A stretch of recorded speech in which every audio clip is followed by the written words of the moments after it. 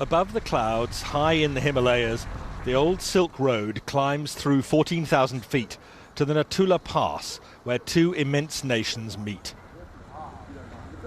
It's here that India comes face to face with China. 40 years ago, they fought a fierce frontier war. Now, finally, the border is reopening for trade. Symbol of epic change in both countries as they dash for growth and new riches. India and China together will shape much of this century for all of us. But who will be the winners and losers as they race each other to the top of the world? I'm setting off on a journey through China and India to watch the race unfold. First Shanghai, and the Chinese sprint from the very start. Welcome to take our magnet train. The airport train pushes through 430 kilometers per hour, 270 miles per hour, for a mere 8-minute journey. Impressive, undoubtedly. Vitally needed, hardly. But this train is a political statement. Be amazed, be very amazed by China's rise. Once China decided it wanted the fastest train in the world, there didn't need to be any public discussion. This isn't a democracy. In a one-party state, what the government wants, the government gets. The train seems to shout to the world, "We're overtaking you all." Arriving in India is a very different story. This doesn't immediately look like a country on a dash for growth. A taxi in Mumbai, the country's commercial capital, gives me far too much time for a close-up view of slums and jams. Most of India's roads are hopelessly inadequate, part of a lousy infrastructure. But what's holding India back? Partly it's the need to persuade people in overcrowded areas like this to move out of the path of modernisation. They can't be forced out of the way. It's called democracy. But how does it look to those creating the new wealth? Hi. Nice to meet you. What do you think would suit me? I can do all kinds of shoes. I like these ones. These are really smart. Mm. In Shanghai, Billy Wang's handmade shoes tell a powerful tale. Billy took me to his small factory, a tiny but thriving part of China's manufacturing boom. His workers copy from photos their customers' favourite shoes. It's all imitation, not innovation. The business is expanding very fast, like all Chinese manufacturing, and Mr. Wang certainly doesn't question China's system, which helps make him rich. I'm just a shoemaker. I just worry about my shoes. Nothing else matters to me. I just want to make good shoes. How much does your business and your future success depend on China's government? According to the Chinese way of thinking, the political system is decisive. Everything else comes second to this. And that's the message big picture China tells you too. In the new Shanghai, with its soaring temples of capitalism, the fast track to wealth has been produced by a rigid political system, communist in name only now. Shanghai's international port is part of national success built on an unwritten deal. Business stays out of politics, especially when the political system delivers so much. The port director told me he's immensely proud of what's been achieved. This area is for refrigerated containers. Over there, those are for hazardous materials. Most of these are for normal dry goods. This whole port was built in 1990. Every year, we're growing by 25%.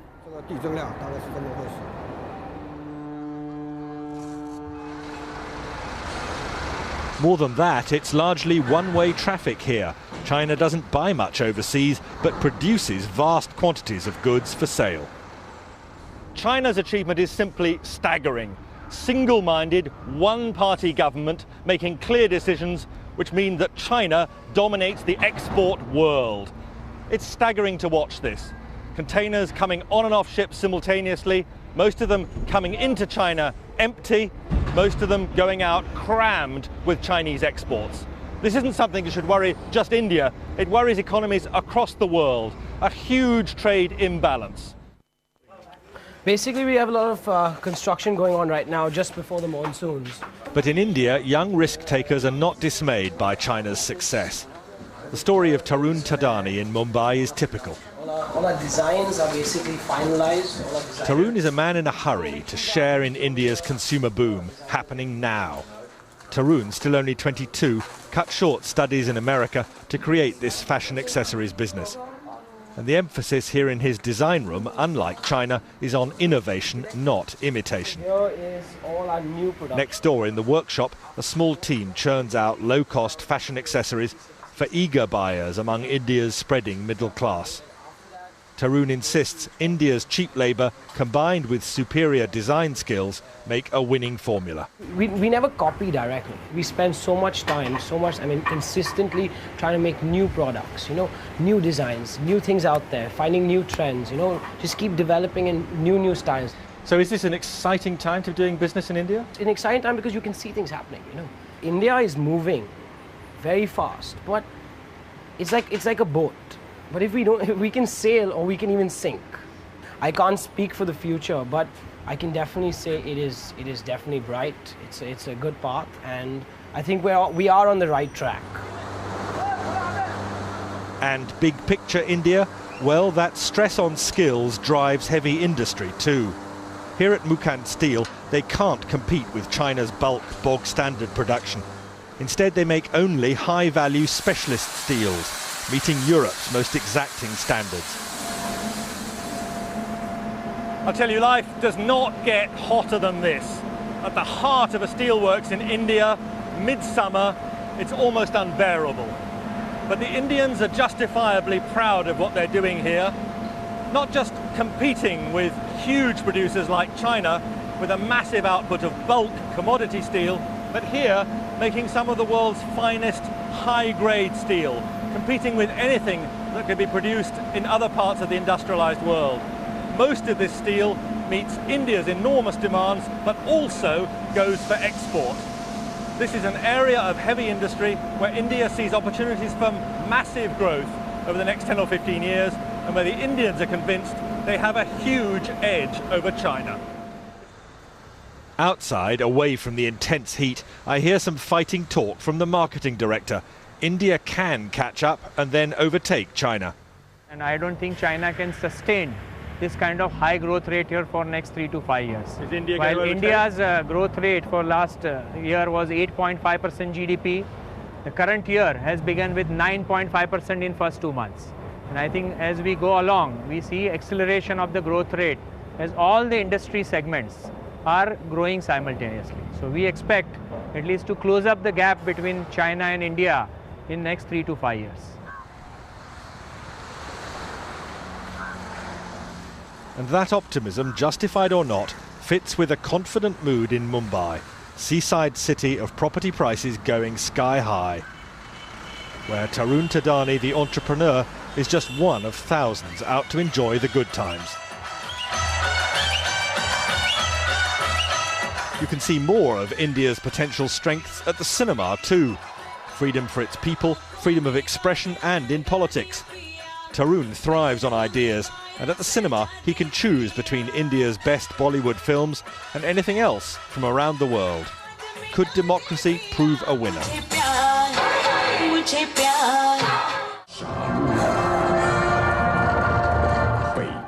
In stark contrast, for Billy Wang, the Shanghai shoemaker, for all China's people, freedom is heavily restricted.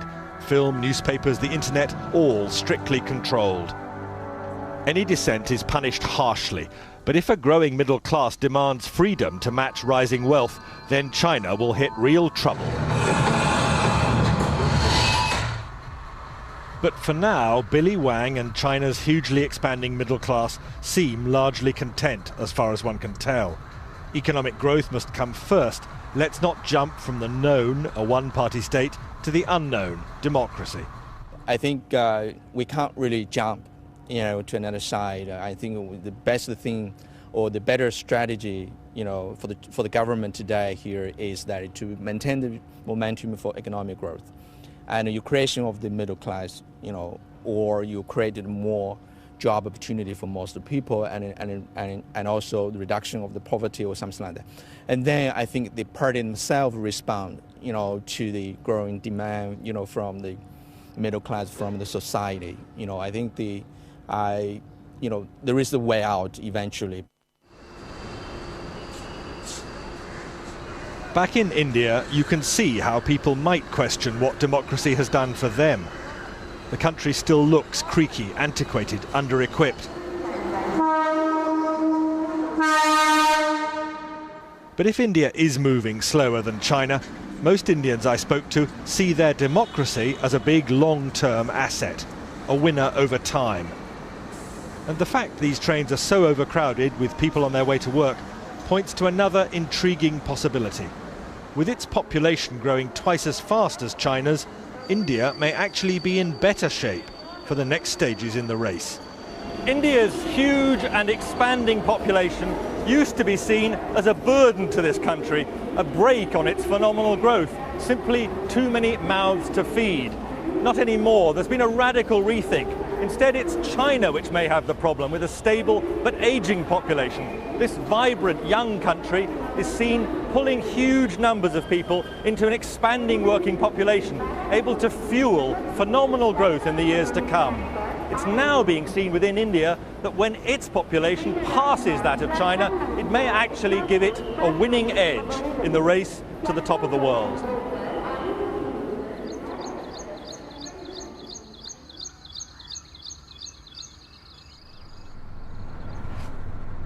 Leaving the cities of India and China behind, I'm travelling into the countryside to see how the race to the top of the world looks in the vast interior of each country.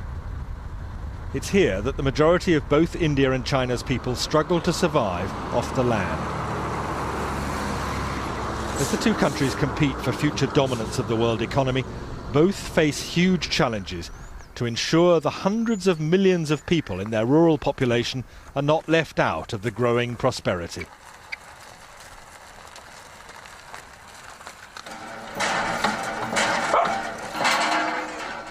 For now, far too many people, especially in India, are trapped in relentless poverty which excludes them from the new wealth. Bhagyama is one of India's many farm widows. She and her daughter struggle to survive. This part of Andhra Pradesh, dogged by drought, offers very little to sustain farming communities. Bhagyama's husband followed an all too frequent path here. He drank pesticide to escape crop failure. He couldn't pay his debts. He didn't know what to do. That's why he killed himself. I'm so desperate, we may end up doing the same.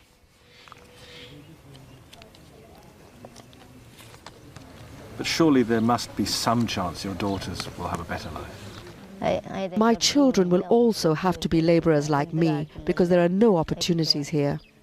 I hope to get them married, but I don't have the money for the dowry. I can't afford it, and I have no support from my family. And India's answer to Bhagyama's plight? Well, she's now joined a huge government job creation scheme, guaranteeing her 100 days' pay each year. But for India as a whole, more radical solutions are needed, giving people new skills and persuading them to leave the land and fill jobs in industry instead.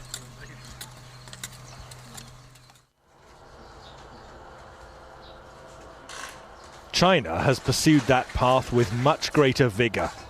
This is just one rural household turned upside down by a radical and divisive policy. It's delivering real results and shifting tens of thousands out of the fields, but at considerable cost.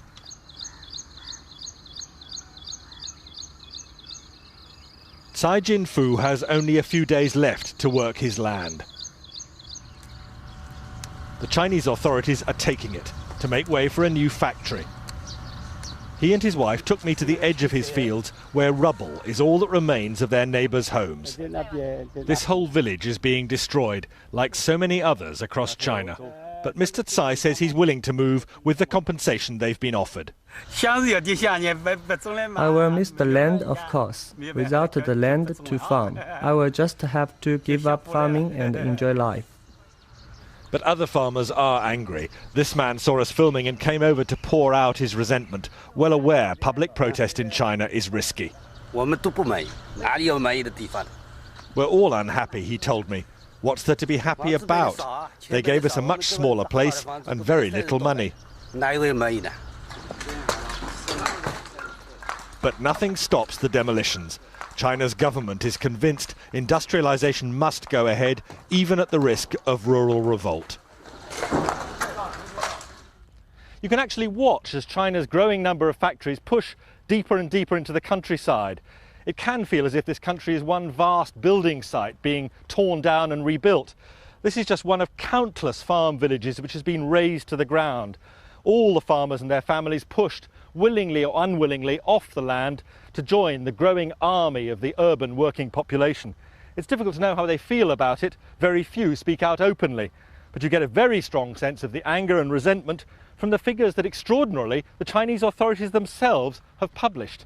Last year alone, they recorded some 87,000 incidents of protest, unrest, disturbance. That's more than 1,600 a week. So there's no question of the anger and bitterness that's been caused, but there's no question also of the fact that China's rural face has been changed forever. The time has come. Mr. and Mrs. Tsai and their grandson are about to move into their new government-provided home, now almost complete. The 19-year-old is excited by the transformation of China, the future possibilities opening up for him. Life for my father and the grandfather's generations can be described in just one word: hard. My generation are going to study and learn skills, then we can get easier jobs.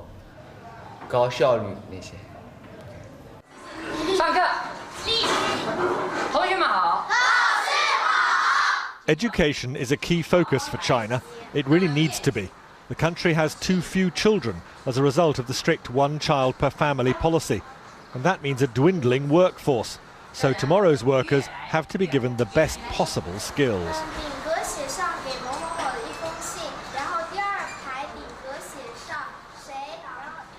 I can't pretend to be able to follow this lesson, but what I have learned from both China and from India is that education is the key to their future greatness. Many of the children here from local villages are getting off to a flying start with better resources than in India. But for China to stay ahead, education still has to be improved at every level, from primary through secondary and beyond. Sing, cry, louder, louder. And China is struggling against another handicap: the urgent need to learn English, today's global language. The method may seem bizarre, but it's hard not to admire the sense of a whole nation slogging to get to the top of the world.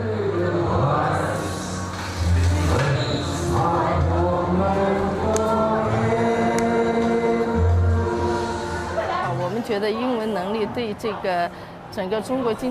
the moment, English plays an important part in China's economic prosperity. It is the basic tool for international communication. As we improve our English skills, China will be able to interact with the rest of the world even more.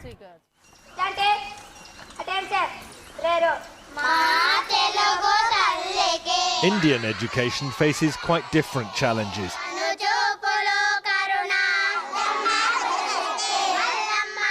The absolute priority in the villages here is fighting poverty.